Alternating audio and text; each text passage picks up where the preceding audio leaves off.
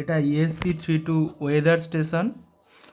এখানে এখানে যে ডেটাগুলো দেখাচ্ছে, আগে বলি এটা হচ্ছে আমাদের ইনডোর মডিউল, এটা আমাদের বাড়ির ভেতরে থাকবে।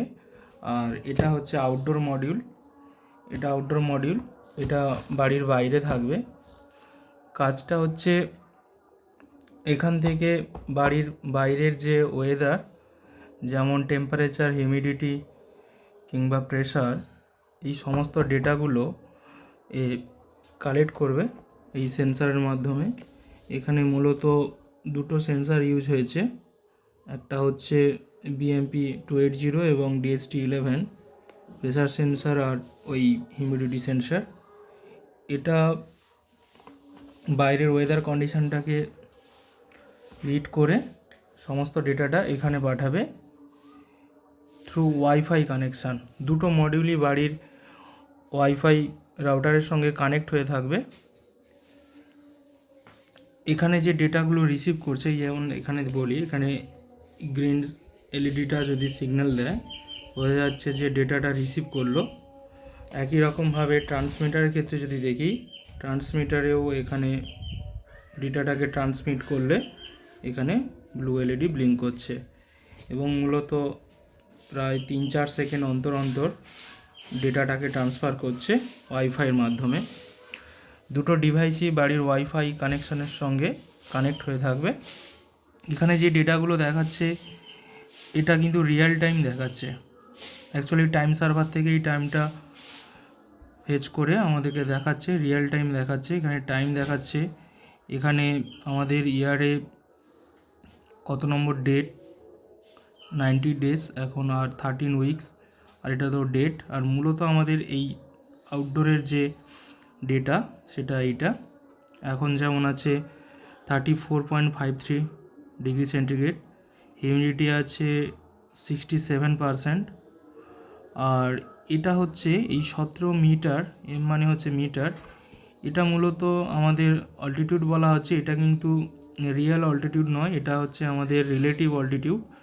কেন কি এটা আমাদের প্রেশার থেকেই আমাদের এই ভ্যালুটাকে নিচ্ছে, তো এই কারণে একটু ফ্ল্যাকচুয়েট করছে।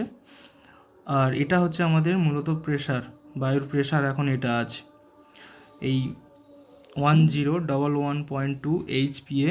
HPA মানে হচ্ছে হেক্টাপাস্কেল, যেটাকে আমরা মিলিবারও বলি। আর এখানে তারপরে দেওয়া আছে ওয়েদার কন্ডিশন পার্টলি ক্লাউডি দেওয়া আছে।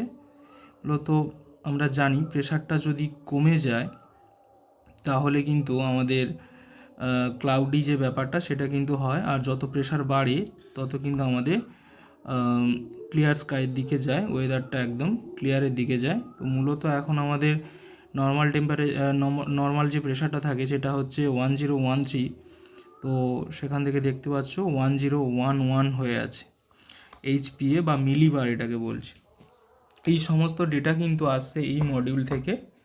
এটা হচ্ছে আমাদের আউটডোর মডিউল, এই মডিউল থেকে আসছে।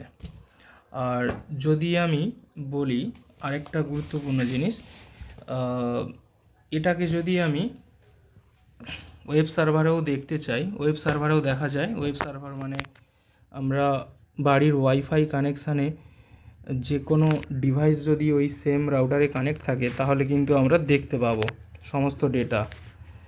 যেমন আমি বলি, তার জন্য আমাদের এই যে ইনডোর মডিউলটা আছে, এই ইনডোর মডিউলের আইপি অ্যাড্রেসটা কোথা থেকে পাবো সেটা বলে দেব। এই আইপি অ্যাড্রেসটা আমরা যে কোনো ডিভাইসে যদি আমরা দিই তাহলে কিন্তু দেখতে পাবো। ওর আইপি অ্যাড্রেসটা যেটা আছে সেটা বলছি, 192, এই যে এইটাই মূলত আছে 198 শেষে। তো এটাকে যদি আমি দিই, এই যে সমস্ত ডেটা দেখাচ্ছে ESP ওয়েদার স্টেশন, এখন রিয়েল টাইম দেখাচ্ছে, ডেট, টাইম আর টেম্পারেচার দেখাচ্ছে 34.72, হিউমিডিটি 68, আর ওই প্রেশার 1011। একই সেম ডেটা এখানেও দেখাবে, যদি দেখানো যায় দেখতে পাবে। দেখো দুটো ডেটা কিন্তু সেম, দুটো ডেটাই কিন্তু সেম। শুধু এই ডিভাইসে নয়, একই আইপি দিয়ে যদি আমি কম্পিউটার ল্যাপটপেও যদি আমি দেখতে চাই তো সেটা আমি দেখতে পারবো। পরে এখানে আরও কিছু জিনিস ইন্টিগ্রেট হবে, যেমন রিয়েল টাইম গ্রাফটাও আমি অ্যাড করব পরে। টেম্পারেচার, প্রেশার, হিউমিডিটি এই ট্রান্সমিট করছে। হ্যাঁ, আইপি অ্যাড্রেসটা যেটা বলছি, আইপি অ্যাড্রেসটা কেমন হবে, আচ্ছা আমি যদি পাওয়ারটাকে অফ করে অন করি তাহলেই বুঝতে পারবো ব্যাপারটা।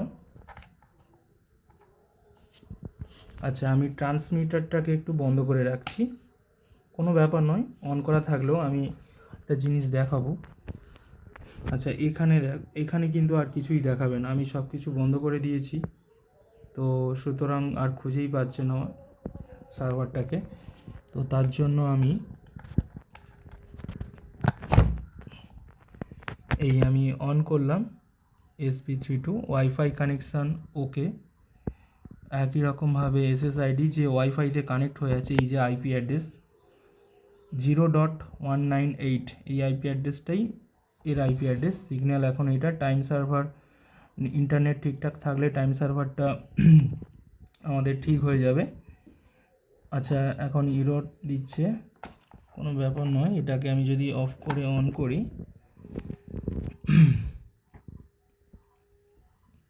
আর একবার করছি আমি।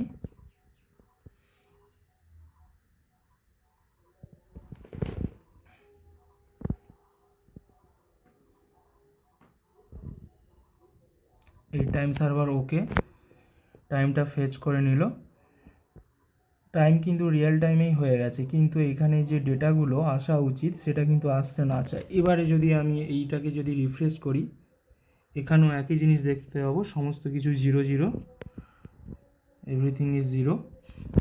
এইবারে যদি আমি এটাকে অন করি, দেখো কি হচ্ছে, যদি আমি এটাকে অন করে দিই, অন হয়ে গেছে, এখানেও দেখতে পেয়ে যাব এই ডেটা রিসিভ করছে, এও ট্রান্সমিট করছে, এই রিসিভ করলো, আর সমস্ত কিছু ডেটা চলে আসলো একই রকমভাবে এখানেও ওয়েব সার্ভারে আপডেট হয়ে গেল।